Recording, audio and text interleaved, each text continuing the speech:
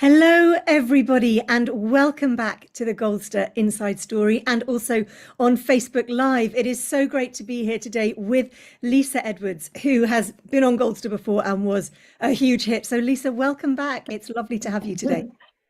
Great to be back. Thanks, Lucinda. So you are promoting your new book, your second book, Dark Horses Ride. We're going to talk to you about some of the issues that were in that. So we're going to talk about solo hiking, we're going to talk about traveling, we're going to talk about midlife, menopause, and all sorts of other fantastic things that you cover in your book. Tell us, first of all, what was it like writing a second book? So the last one was your first ever book that you'd written, having been an editor of other people's work for 2.5 decades. What was it like to get into that second book? It was an interesting one because if you've read the second book, you'll see there's a kind of overlap with the first book where I go into more detail of the events at the end of the first book. And that's partly because I didn't expect to write a second one. And I wanted Cheat Play Live to be a whole reading experience with a satisfying ending. So I kind of, pick up the pace editorially towards the end of that book and pack in quite a lot. And I was left feeling like, there was so much more to that last third or quarter of that story that I wanted to go back into it again. But I was thinking, you're not really supposed to do that. You're supposed to sort of, finish that one and then go straight on to the next. But I knew I wanted to go back and look at that piece of the story, my story, through that the lens of midlife and what was going on in the background, hormonally, careerily. There were lots more things that I wanted to go into that weren't appropriate for book one. And I thought what was starting to happen in the background was all this, public discussion around menopause. And I started to think, I've got something to add to this. I didn't know about this stuff. I want women to know about it. So I thought I really want to put pen to paper. And I was having if you've read the book, you'll see there's quite a sort of spiritual journey as well. And I was still living it, towards the end of that book, living and writing and deciding what the ending of that would be. So it was quite interesting, sort of going back over previous territory and then living, writing the middle piece and then living that last third and trying to be retrospective. And I look for patterns in, what's happened in my story and themes, and it's hard to do that when you're actually in the moment. So it was quite an interesting one. And so for those who haven't read your first one, Cheat, Play, Live, which was thoroughly recommended on Goldster last time. I know we had quite a wonderful response from the audience before. Tell us a little bit about what led you to the journey of writing these books in the first place. And the second one, by the way, is called Dark Horses Ride, for those of you who didn't hear it at the beginning. So tell us about your life, what your life was like before and how you changed it. Well, yes, the story, the overarching, the narrative arc, as we editors would say, is is a kind of life transformation, and a life transformation that happens after 40. And I'd come from a small town in Wales where, a very sort of what my mum would have called a get what you're given culture. You don't poke your head above the parapet. You don't tell your story publicly or anything. But then, I got into my publishing career, which I was in the industry for 25 years, and started to live a life that I now sort of think of as a kind of tick box life, go to university, get married, have a good job, climb the ladder. And I've always had this feeling that I'm not here to tick boxes. I'm not here to live that life, that straightforward life. And that urge really hit me in my early 40s, the urge to escape from not a bad marriage, just not a good enough marriage. I didn't have any children, and it might have been a different scenario if that had been the case. So I wasn't leaving anyone in the lurch particularly, but I just felt there was more for me in life.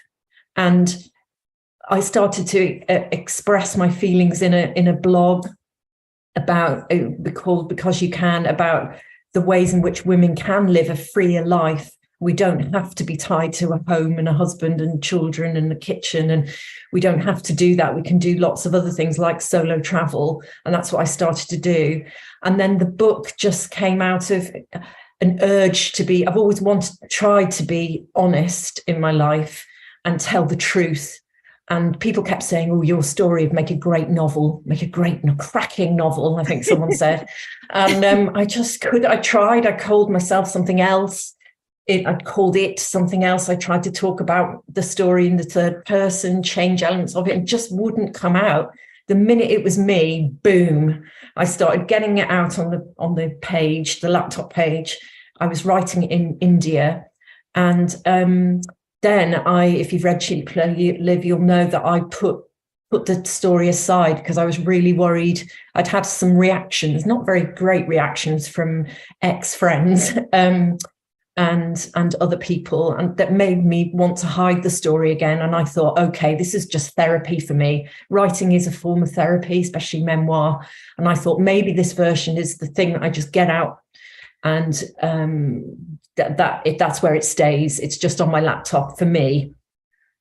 And then as time went on, and again, readers of book one will know I went to see a medium to try and speak to my parents, who both died when I was younger. My dad died when I was 10, mum when I was around 30. And I wanted to contact them. And I wasn't thinking about the book, but the medium said, when she saw my parents, she said, they're holding a book. And I knew immediately, I went, it's my book, it's my book. And it was just like the message came. I just thought, okay, I've got to get this out the drawer. And the minute I walked out of the medium's room, I walked back along the seafront, and I just thought, this is it. I'm publishing that book. So I got it back out and I rewrote the story through a different lens. The message came through to not write through from the ego. And my first draft was very much an ego-driven text.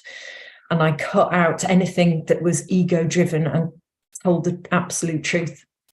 So that's what's led to it. And you write very fluently, and it obviously, I feel that it kind of really kind of tumbles out. You're telling everybody exactly as it is. Saying tumbles out, by the way, is not denigration. I just like the way that it kind of tastes. Yes. And I feel when I'm reading it, that you're talking to a friend. You talked about having friends and the reaction from people. And I know in this second book, you make the comment that a kind of guru type figure in India made the comment that it's about their issues, not you. And to take that out of the equation, did that make it a bit easier when you think, it's their issues, they have a problem with me talking about having, slept with people outside my marriage or whatever, that it's their issues, not mine? Yes. And, I think it's just a life lesson, isn't it? We can only control our responses to things. We can't control other people's responses. And through that yoga philosophy training with Sudhir, the guru, he would hate being called a guru, I think, but everybody else who he is.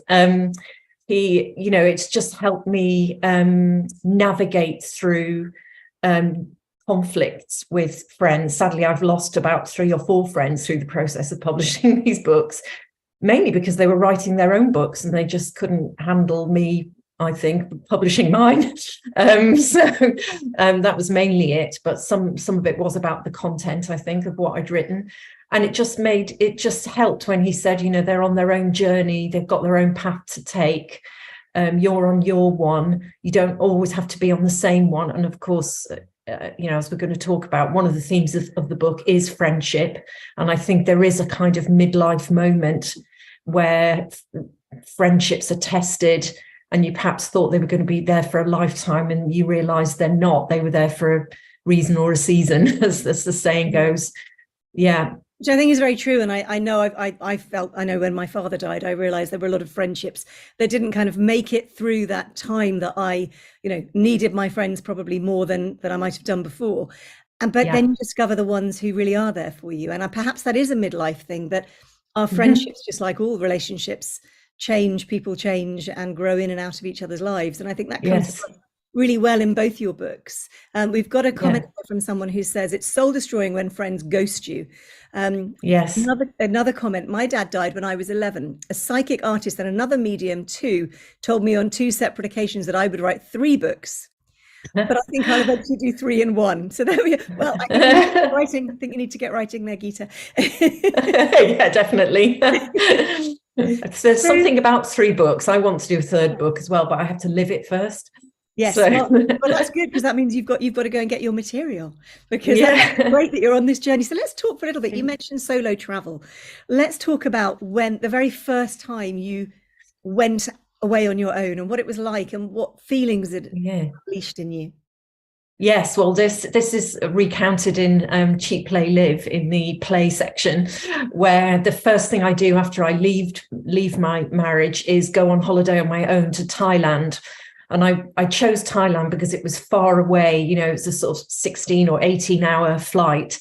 And I didn't want to have any excuse to hop on a plane back. I wanted to go far away so that I couldn't come back too easily.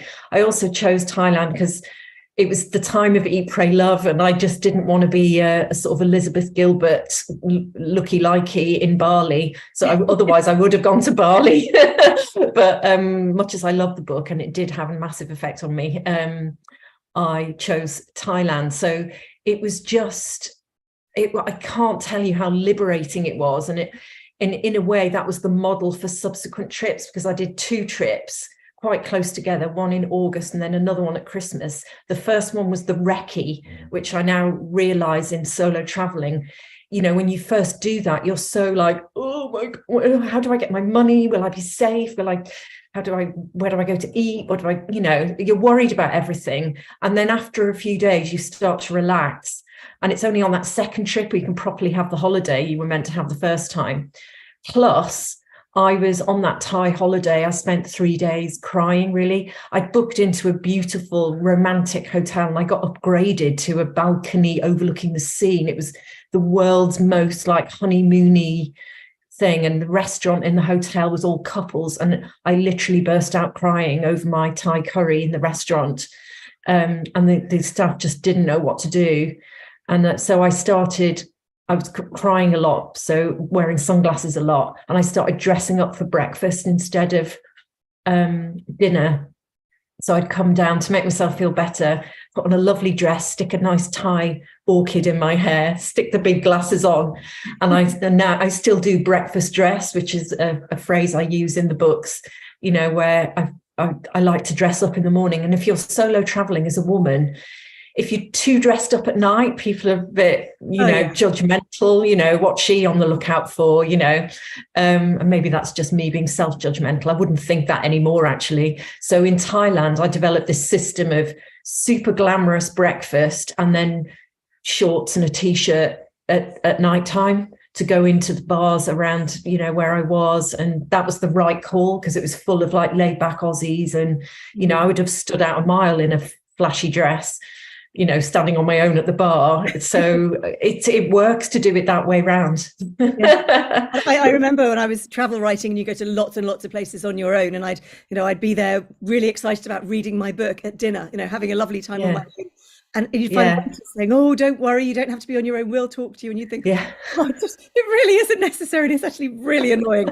But there is perception, isn't there, that men can travel on their own all the time and it's fine. But for a woman to do it, it's something a little bit sad or a little bit odd, or she's definitely on the hunt. You can never be allowed to kind of be as a woman traveling. Do you think that's changing, though, a little bit now? Yeah, definitely. When I first started doing this, I was highly judgmental, self-critical, you know, what do I look like? What does everyone think? And I think that slowly disappears so that you're not seeing yourself through that lens anymore.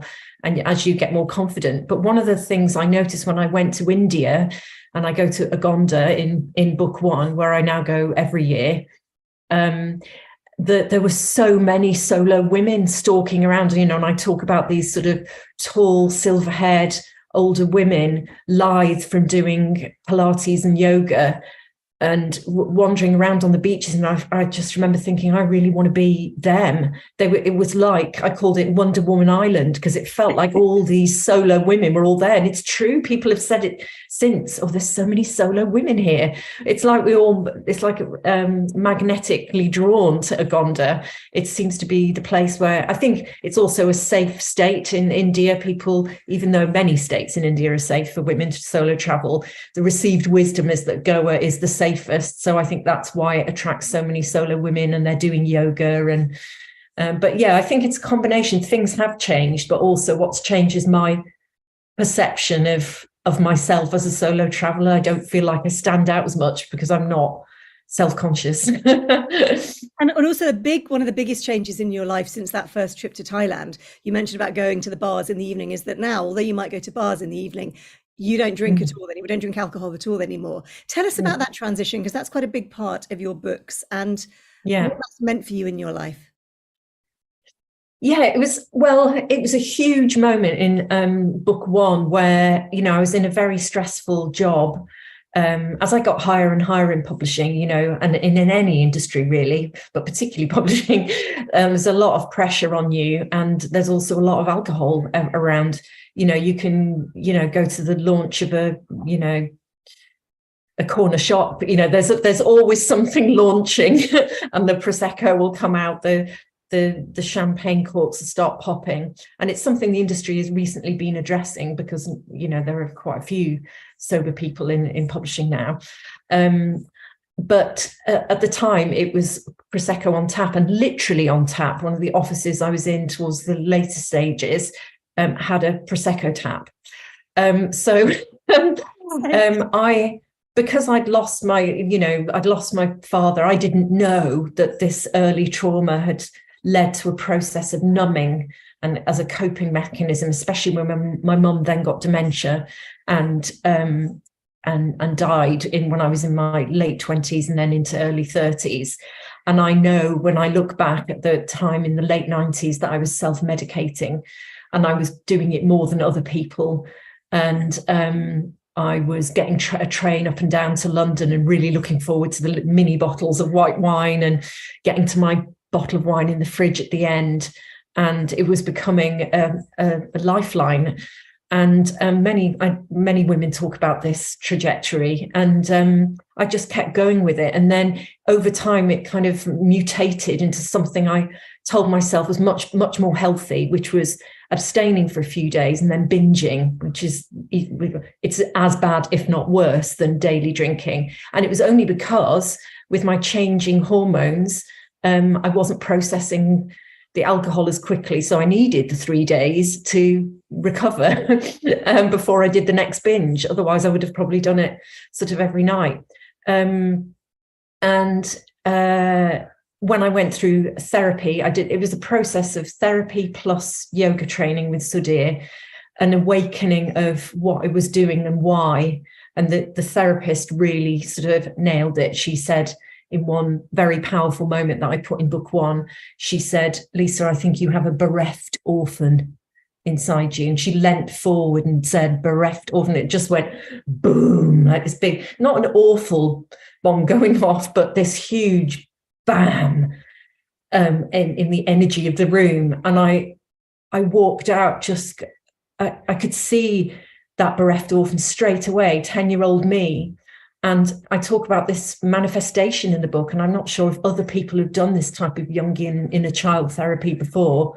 My therapist was a Jungian, where little Lisa, as I refer to her, she manifested as a 10-year-old girl just out of my line of sight, like looking at a star by not looking at it in the sky. She was just outside of my line of sight, but wrapped around my waist like this. And I could stroke her hair, my hair. And it was the most comforting, beautiful moment. And little Lisa was with me for at least a week. And and eventually she came with me to India and sort of ran off. Oh, Neris the dog has got off the sofa, as predicted. she ran off on an Indian beach because I sort of set her free. Once little Lisa appeared and I didn't need to numb anymore, I built a sort of fortress around her, and to protect her, and I was numbing everything by drinking. Once she appeared, I just stopped needing to drink, and I was reading the Quit Lit and everything, and I'd been thinking about it. So it actually became much easier once I'd identified the issue. And something that struck me about reading the second book, so in the first book, little Lisa was very much there. In the second book, it's very much your mum. The presence of your mum, I really felt. Do you want to talk a little bit about that? That's interesting that you say that. Yeah, because when I'm with go and see the medium, my dad is often the one who's to the forefront. Yeah. And when I was seeing the therapist, she was saying, she kept focusing on my dad, saying, oh, it's the dad issue that's caused all these issues. But yes, I think in the second book, perhaps it's because it's thinking about a woman getting older, going through her midlife, how she was in her 50s when I was a teenager, and that equating of puberty alongside menopause. She must have been going through menopause, and she definitely was. Now I look back, she was very irritable and anxious during that time. And then me being sort of pubescent. I think it was quite interesting to explore that, what her life must have been like in her 50s through to her 70s. And that was something that really struck me, was that correlation between, you talk a bit about going on holiday with your mum and places that you then walked to as a solo hiker, or as a hiker with a friend. Yes. The places that she took you to, but also the fact of that recognition of, oh, is this what my mum went through? Yes. So tell us about this kind of midlife moment. What happened? You talk about it quite a bit in the book about the hormones. What did you feel that you wanted? You said at the beginning, I wanted other women to know this. What's the message that you'd like to get across there? I think it's because I just want people to know that this huge list of symptoms, and I didn't have all of them. I didn't have hot flushes, which is the one we're all told about. Yeah. So I didn't know I was in menopause because I wasn't having hot flushes or flashes. Yeah. And but I had all these classic symptoms that didn't add up to a whole at that time. So the classic first one was the joint pain. And in Cheat Play Live, I have the shoulder pain. I do the yoga training anyway. And in Dark Horses Ride, I go into that moment in more details, in absolute agony with it. But I'd actually seen a doctor who identified that my estrogen levels were really low. Estrogen is an anti-inflammatory, and topping up the levels would stop that pain. But she didn't say that. She said, oh, your periods are going to stop, and then sent me for a scan and told me I had bursitis in my shoulder. And so it was completely menopause related. So I wanted to try and knit together, this is my favorite thing, looking back and identifying a set of things, a pattern, and clustering them and making sense of them. So I was looking back at, irritability, anxiety, joint pain, dry eyes. There are certain symptoms that I had that I didn't put in the book. And I wanted to make sense of them and tell other women, look, if you've got these. I remember having a conversation on Twitter about it and saying to someone, women know that estrogen is a painkiller of sorts. It's an anti-inflammatory. And if you've got weird joint pain, you don't know where it comes from, it's probably estrogen levels. And somebody went, oh my goodness, and hopefully ran off to get the estrogen. So I just didn't know. I just thought I was going a bit crazy. I thought I was being angry with people for no reason, was getting very irritable with clients, work clients, friends, over anxious about certain things. I kept a note on my phone of the things I was anxious about. And then now I look at it, they're mad. They're absolutely, well, why was I anxious about those things? And I'd stomp around on my hikes trying to make sense of them. And then one day somebody said, ever thought of trying HRT? And it was because of this growing background of the conversation, the Davina conversation coming up, that it started to get suggested. And it just so happens my surgery in Worthing has an HRT nurse. So who knew? That wasn't available to my mum. Or if it was, she had the scare, the scary evidence that linked it with breast cancer, which has since been challenged. But it put loads of women off getting HRT. And I just wanted to explore that a little bit. And, it does come with complications in the book. It's not all, you have to sort of tweak around it and make it work for you. And it doesn't work for everyone.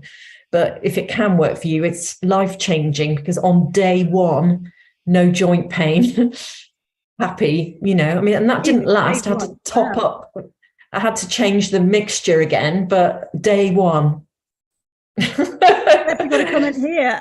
This is really useful to hear. Over the last month, I've had pain in my shoulder and feeling like it was locked. And she says, my knee is also locking while going downstairs. So there you are. Lisa might have helped you sort out some of your problems. We've got a comment here. You sound like my kind of woman. The issues you addressed are widespread in women, and it's only through brave people like you who can lead the discussion.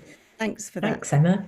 We've also had a comment on your friendship. We talked about friendship a little bit earlier. I find friendship very difficult to manage as I've grown older. It can be too demanding to have more than 2 friends. And I'd love other people, if they want to put anything in the chat, I'd love to hear your thoughts on that, because I think friendship definitely does change the older that you get. But also, I think people come back into your life. I think there's no, there's times when, life is too busy. I know people say, oh, I've lost touch with someone. It's too embarrassing to talk to now. But actually, you should make that effort if you miss them in your life, because they probably miss you as well.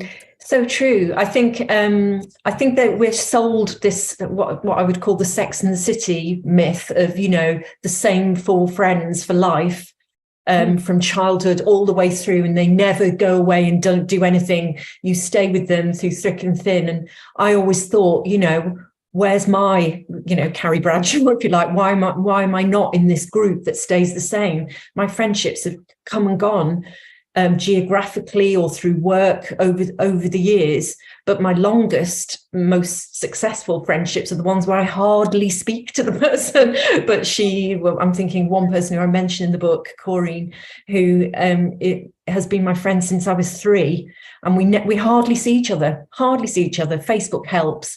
But she is there for me if I need her, and we refer to each other as sisters. And she's an only child, so it's just such a wonderful relationship. But this myth of like friends forever, besties, it can actually be a little bit toxic, I think, because it sells a lie. And somebody said about this phrase, friends are for reason, season, or a lifetime. And I've really seen that play out. Some people are in your life for a reason, to deliver a message, and or a way of a change of life idea or something. And then some people are with you for a few years. I've recently had that, and really good years, but letting go of those years, as I cover in the book, so hard. It's like a massive grieving process. Very few are actually lifetime, and the ones who are, like I say, you hardly see them. Well, I'm not living in anyone's pocket. Friends are like stars. You don't always see them, but they're always there, which I think is true. That's a nice way of thinking about it. There is, there are often, people in the background who, when you see them, it's wonderful, but you don't necessarily see them all the time. Now, let's talk about India, because, of course, you mentioned your first solo travel was Thailand, but let's talk about India, where everything started to change. And I think the friendships that you've made there, talking about friendship, have become so important. Tell us what India meant to you, why you went there for the first time, and you've mentioned already that you live there part of each year now. Thank goodness I went to India. So the reason I went there was actually because I had been going to Dahab in Egypt on Sinai, which I talk about it's got its own section in Cheap Play Live. And I fell in love with Dahab, and I was seeing a guy there, and but I fell in love with the place. Dahab is a beautiful seaside village, very laid back. It's Bedouin, or it's owned by Bedouin, and it's just all sort of shisha lounges and people going diving and crystal seas backed by mountains. My perfect scenario. But then the Russian jet was blown up by terrorists at Sharm el Sheikh airport, and it was 4 days after my last visit. And quite horrifyingly, I'd written a blog post called Goodbye to Dahab literally days before that happened, because I thought this is coming to an end, my visit's coming to an end here. But then they were really ended because no flights were going in and out. So I was looking for an alternative place like that. And I think in TripAdvisor, I keyed in, beach with, mountains or something. Anyway, up pops Agonda and up pops Simrose Resort, which has become like a second home now with my Indian family, well, Nepalese family, then Nepalese that run it.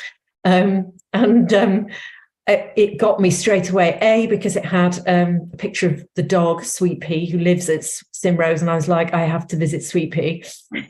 Slightly obsessed with dogs. And the other, it was a turtle nesting beach. And so all along that Goan coast, there are turtle nesting sites that protect the beaches from becoming too over commercialized. And in North Goa, they've been over commercialized. So olive ridley turtles nest in Agonda, and they're still nesting there. They had a record harvest this year. So I thought, I've got to go there. But all the scaremongering about India, ladies, just don't go to India, too scary, you'll be attacked, you'll be this, you'll be that. That is just makes me angry, actually. The only hassle I've ever had in Goa is from British men, I have to say. So, so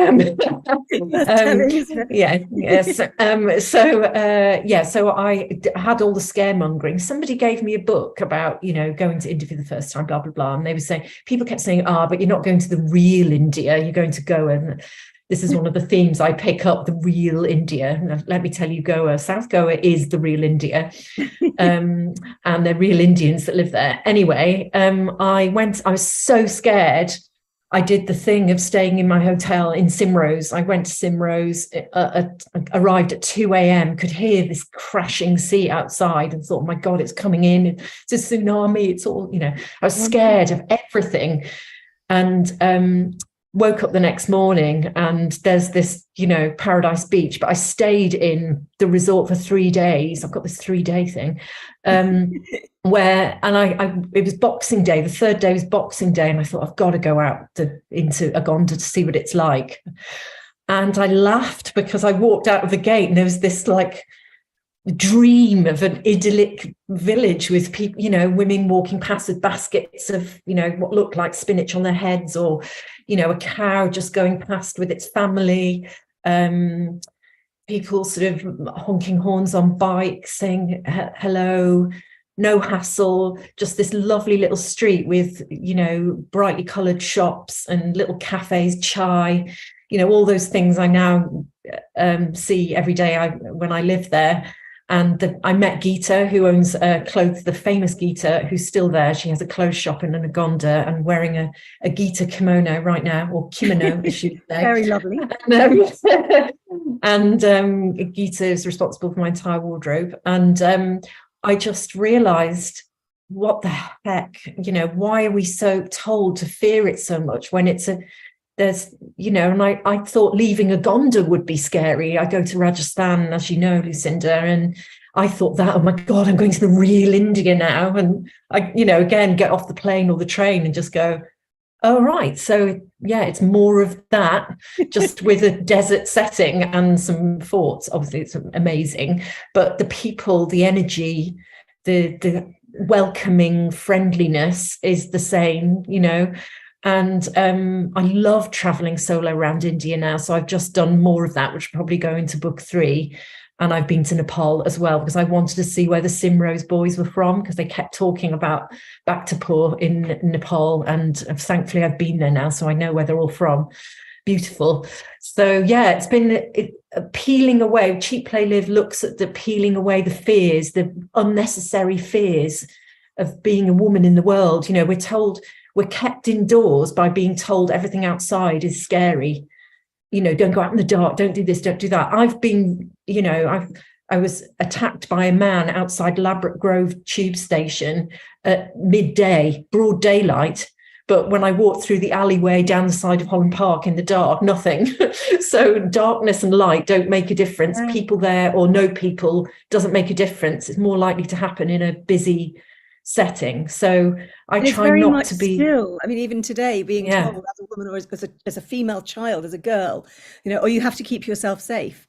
But the same messages, Yeah. are they getting across to men and boy children? Yeah. Don't, I mean, obviously most men don't. I'd just like to put it out Yeah. there. I'm not saying Not all men are, men. is Yeah. it told by parents to their children in the same way that female children are told, keep yourself safe, don't make something feel uncomfortable? I mean, more men will say that if they realize they're making a woman feel uncomfortable because they happen to be walking behind her, they'll cross over the road because they suddenly think, oh gosh, I didn't mean to, but I've freaked her out. What is it about the people who continue to try and intimidate? And yet there's not enough education of, there's actually, it's fine as a woman, you can do the same things without having to panic about them, because not everything out there in the big world is scary. Yes, of course, every single person individually needs to take care of themselves. But I remember when we were at university and the police came to talk to us all, and they said, actually 80% of violent crimes in London, where I was at university, are on men, by men. Well, that's not a message that gets told. I mean, actually, it was the men we were we should have been more scared of being beaten up in the dark. But it's fascinating how that perpetuates that constant myth, and it does keep women, I think, scared. Is that what is intended by society? Yeah, I think it's almost kind of subliminal. The message is stay indoors. I'm always being told how brave I am. We're so brave going there on your own. It started off as you're so brave going to a bar on your own. You're so brave going to I've been to gigs on my own, clubs, everywhere. Gigs on my own. Nobody tries to talk to you when you're good. Oh, it's so good. And you don't have to worry about someone else going to the loo, and you're just your own unit that you can leave early if you don't like the last song, that kind of thing. So there's so much freedom, and it's almost like they don't want us to be free, but it's so liberating. And I call my blog Because You Can, because you can, because there isn't actually anything stopping you. Actually, one of my great dreams is going on a sort of night hike, up and down the seafront or something. It's probably a few. I mean, what puts me off is there's some drunk people out there of any gender who might do things that are out of character because of the influence of alcohol. But I just that whole take back the night movement, I'm quite interested in that. But as a solo woman or wild camping, that's my next challenge. And we're told, don't do that. It's too scary out on your own. A man might appear out of nowhere, but actually is more likely to appear in a built-up area than in a, on a moor somewhere. Now we're getting finished with this next question. Okay, we've been asked about your love life, because we haven't even talked about that this time. What difference did you find going out with a younger man as opposed to your age group or older? And you talk in the book about how the acceptable age gap is a much older man and a younger woman, but every time nobody mentions that. But the other way around, people still make a comment. So tell us about that. Well, so it's in Dark Horses Ride. I do both. I'm with Shubham, but I also take the pandemic as a sign that I should end things with this much younger man and find someone my own age. And up pops Luke, the hiking guy, who is closer to my age. And everyone, me included, all my friends, oh, here he is. Here's the one that's meant for you. Oh, yeah, great. Into hiking, the right age. Great. There was a sort of silent kind of, but you weren't serious about, the man that's half your age, were you, kind of thing. And I started to think, what was I doing, kind of thing. And in the book, I explore that and, how I end up really not getting on with the guy who's my own age and going back to Shubham. But it's been interesting in terms of how society sees the two of us, as you say, Lucinda. The judgment, silent or otherwise. I wrote a piece for a newspaper about our relationship, and predictably, half the comments were accusing me of just, being duped by somebody who was just using me for sex, and that he just wanted a visa to come over here, which couldn't be further from the truth.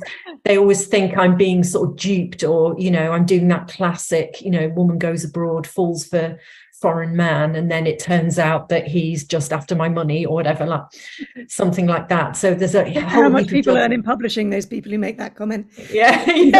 Exactly. I've told Shubham that's, yeah, he's on a hiding to nothing there.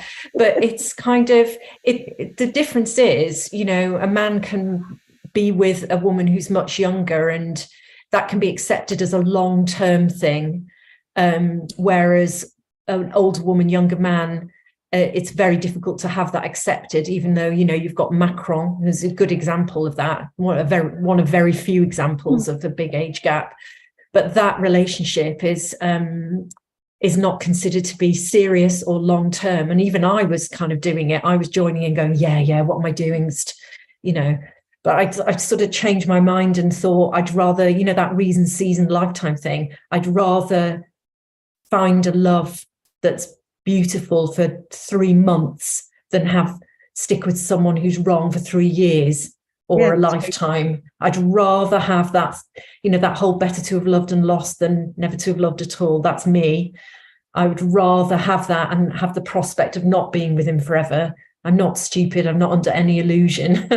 But we both say to each other, it's let's not think about the future. It's just right now.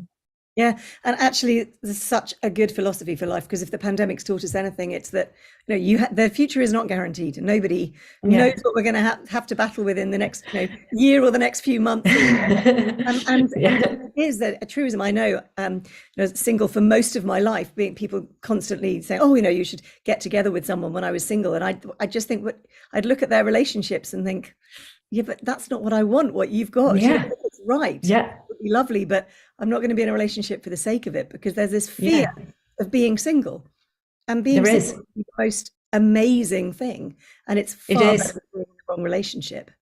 Really, I wish, again, I sort of blame Sex and the City again. Even though I love Sex and the City and hugely inspired by it, but we're sold that thing of, the ultimate in the 90s. The ultimate was finding someone to marry and sticking with them, and that whole, you got to do it before you're 35. And I had that in my head, and I married my ex-husband I think when I was 35, just because I thought I was going to be too old and I had to be with him, and I knew it was wrong. I knew it before, during, after. I knew, and various people have written to me saying I knew it was wrong as well, and I did it because it was a social expectation. And I'm really annoyed with myself because I don't normally tick those boxes without seriously thinking about it, but I just rushed to do it, and then really regret. That long after you'd lost your second parent, which I think you need to anchor yourself in the world. Yes, that's true. Plus, he was, when I look back with another therapist, he was a dad. He's like my dad in so many ways, even down to the chain smoking. So it makes me laugh that really I married my dad, and unsurprisingly. And if you hadn't had that experience, you wouldn't have gone on to have these more enriching experiences now, or you may have had them but not appreciated them. So there is a reason for all these things. We've got a comment here. I'm like you, Lisa. I travel alone, sometimes to faraway, strange places, and experience life. I'm never afraid of being alone and experimenting with life. Good. Yeah, that's just such a great attitude to have. And not having that fear. It's so inspiring to other women, because I really was fearful. And one of the themes of book one was Shubham's constantly saying, "You're afraid of everything. Why are you afraid of everything?" He's still saying it now, still telling me to flow like water, babe. But flow like water. So, it doesn't, obstacles are just things to walk around. And he's good in that way. But it is that attitude of, don't panic all the time. Don't think everything is a huge deal. But obviously my anxiety levels were higher because of hormonal interference. So I think there was a fear there already of branching out on my own because of society. But that was ramped up by perimenopause, probably, when I look back. We're going to talk about another bit of traveling now, about the title of your book. So Dark Horses Ride. Tell us where it comes from. I love the title. Because when I see Shubham at the beginning of book 2, he's wearing a T-shirt that it says "Wilder Than You Think," and he's just such a seemingly not wild. he's soft and he's like a bear-like, he's a really cuddly man. He's got a stammer. He's just such a lovely, gentle person. So it made me laugh that he was wearing this T-shirt, Wild and New Thing. And I said, "Oh, you're a dark horse, Shubham." And he remembered this phrase, and it came out later as, "I have many dark horses." So I wanted to take that theme of dark horses to mean lots of things. So like secret, things in your, skeletons in your closet, but also the dark horses of hormonal change and the darkness that brings, the negativity that brings. Also, I wanted to counterpoint the white horse in book 1, who was my spirit animal. She was walking up and down the beach every day, being independent in India. She wasn't owned by anyone. She was just calling into Simrose and other resorts. And I thought, oh my God, she's doing what I'm doing. And she'd be there, going to Kopidessa, where Shubham works the bar in Agonda at night, and poke her nose over the bar. And I thought, she literally is me. And I think she's disappeared. I don't know what happened to her, but she's disappeared. So I want to then counterpoint that with dark horses. And it's now strange how many times I see white and dark horses everywhere, ponies. And in Dark Horses Ride, the white horses appear in Anglesey. And they're on the Llŷn Peninsula, and one of the hikes I did, a range of different dark coloured horses, like a chocolate box sort of set of colours. So, but then I thought, I need a third word, because I can't have Cheap Play Live and then dark horses. I've got to have the third word. So I just thought Dark Horses Ride. It's got that kind of epic adventure, looking out across the ocean feeling of that solo travel. So that's where it comes from. And you connect it with a Dylan Thomas quote in your book.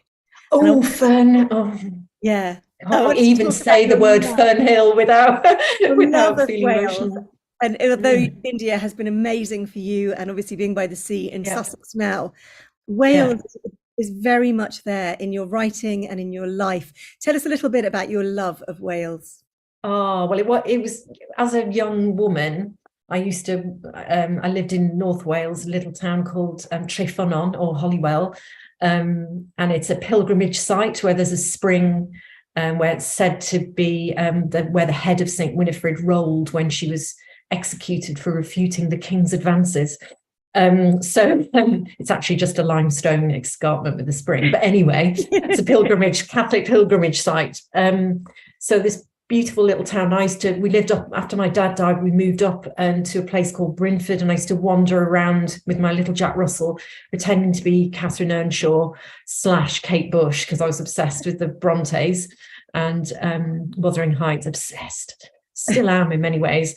So that's where the love was. But over the years, my idea of Wales, I wanted to get out. I went to university with Lucinda in London, and I was 22 when I went. I had to be sort of ripped away from Wales and my home life in a way. But Wales came to represent death and not poverty, but just not having, unemployment, not much money. It's quite a grim background. And if anyone's been watching the Wrexham series, I think there's a bit of that history in there.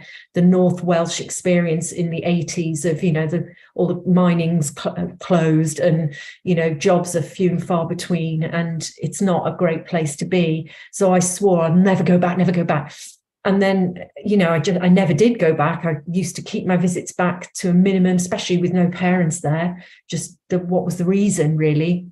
And then through hiking, I started to creep back north. So I did a Pembrokeshire hiking trip with a group, and I did a Gower Peninsula trip. And I thought I'd never actually been there, to Rosili and all these wonderful places. And then I had this urge to do a hike to North Wales. And I went to the Llŷn Peninsula, which was my doorstep for 22 years. Hardly went anywhere near it. So annoyed. Hardly went anywhere. It was right there. And I walked with a friend from Carnarvon to Criccieth, which is most of the Llŷn Peninsula, the Wales coast path, and I felt this spiritual surge in a place called Aberdaron, which has turned out to be, between my hometown and Aberdaron, is a pilgrim. It literally was a pilgrim's way, and it's been reframed and called now the North Wales Pilgrim's Way. And I was on that pilgrimage path without realising. And just off the coast of Aberdaron is Ynys Enlli, Bardsey Island, which is a huge spiritual centre. And you can feel it. That's where the dark horses were. You could feel the energy. There's energy there. Many feet have trodden that path. So I was just like, oh my God, Aberdaron, this place. And then decided to go a bit further north and went to Holywell, back to my hometown, which I thought, was Grimsville. And the sun was shining. I thought, typical. Dylan Thomas would call it a lamb white day, scudding white clouds, blue sky, cute town with all the bunting out for something or other. I meet up with lovely friends for coffee. I visit my dad's old shop, which is now a cafe. And I just fell in love with it again. I just thought, I have to come back to Wales. And then towards the end of Dark Horses Ride, I'm looking at moving back to Wales, which clearly hasn't happened yet. But I've since done trips back to Beddgelert. I've done Snowdonia, Eryri, as we're now calling it. Thankfully, the Welsh names are back.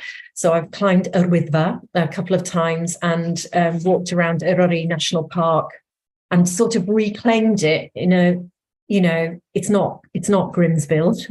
Okay, it does rain a lot, but I like rain. It's what makes places like Wales and Ireland beautiful, and it's also what makes Goa beautiful during the monsoon. So I've fallen back in love with it, and Dylan Thomas is part of that. Fern Hill is the best poem in the world ever, and it makes me cry just reading it. So I had to put that at the start of the book, and he mentions the horses flashing in the dark. Oh my God, just the words, beautiful. And you say in the book how much you felt you'd lost your connection with Wales, that you'd felt when you moved to London and to go into publishing that you had to change your accent. Yes. Do you feel that coming back when you're there? Are you planning on learning Welsh? Or? Yes, I am. So I, like many Welsh people, we're not forced to speak Welsh. So I grew up and, at the age of 14, dropped it as a subject. I so wish I'd carried on. Many of my school friends were Welsh speakers, but they weren't speaking it to me very much. I didn't realise so many of them did speak Welsh. Didn't realise my dad spoke Welsh until I was looking at his memoir that he left, a partial memoir that I kind of published on my blog. I lost that. And the accent where I'm from is like the Wrexham one. It's slightly Liverpudlian mixed with Welsh. So it's quite guttural North Welsh. But when I went back to the Llyn, it must have really annoyed my friend, because I was going back into like super Welsh territory, really over-pronouncing. My mum used to over-pronounce everything, and I've inherited that, like over-pronouncing all the place names just to make sure I got them right. And then this woman said to me when I was on the Llyn, she said, "Your accent's very good for an English person." I was just, But then in Dark Horses Ride, I get... I'm Welsh. Yes, I'm Welsh, actually. And then in Anglesey, huge Welsh-speaking area. I book a shepherd's hut, and this story's in Dark Horses Ride, where the owner asked me where I'm from, him and his wife. And I said, "Oh, I'm from Holywell." And he looked at his wife and he went, "Trefonon, she's a local." And I felt my heart just swelled, and the national anthem was playing in the background. And I thought, yes, I'm a local. And it's all coming back to me. We've had a Kate Bush comment that I think I should read out to you. Oh, yeah. One of my friends knew a priest who turned down Kate Bush from appearing in a panto as she wasn't a regular churchgoer. Turned down. That story. Can you imagine her in panto being all like... No, I know we haven't got around to doing a reading, which is a pity because we're nearly at the end, but I did want to ask you for some advice for people here, because I know we've got at least a couple of people here who are writing their own memoirs or perhaps doing other writing. So you are beautifully placed as an editor of many years who's now written and published her own memoirs. Could you tell us in the next kind of 6 minutes the process of doing it, why you think they should do it, and how you first press that button to publish? Okay, well, with memoir, I think it's important to get the unfettered full story in chronological order out. Don't try and shape it, which is what I was trying to do. I was trying to edit it and shape it and structure it as I was going along. And what works best is when you get the whole story out chronologically, And then that's not necessarily the story people want to read, but you then put that to one side, maybe leave it for a couple of months, and then go back to it with fresh eyes, and you'll start to see themes and patterns. And that's what I did on book 1 and 2. The themes and patterns was harder on book 2 because I was sort of live writing and living it. But on book 1, I left it for a long time, and that actually served me well, because I then looked back and thought, oh, do you know what's connecting all of this? Beaches. And then I structured the whole thing around beaches at the last minute. It was a major editorial change, and I just knew.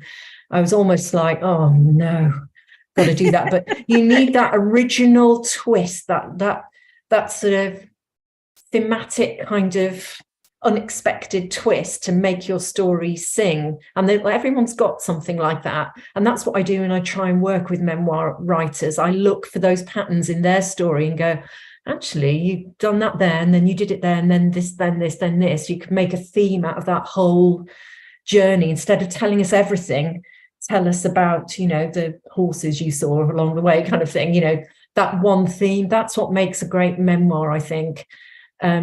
Pulling out those themes that are unique to your story, those themes and patterns. So having some distance, and then don't be afraid to make big structural changes towards the end. So, you know, I just let it sit, and letting the writing sit for a while, I think, is really important. And get that view, and then thinking, oh, God damn it, I've got to change it all to beaches. It was so worth doing it. And because I am an editor, I did a sort of development edit on myself, which is like a structural edit, as you know, Lucinda, where, you know, you're chopping and changing chapters and things. That's the bigger picture edit. And then the next stage is copy editing, where you're correcting your grammar and punctuation. I was kind of doing it as I was going along, because I'm, you know, an editor writer.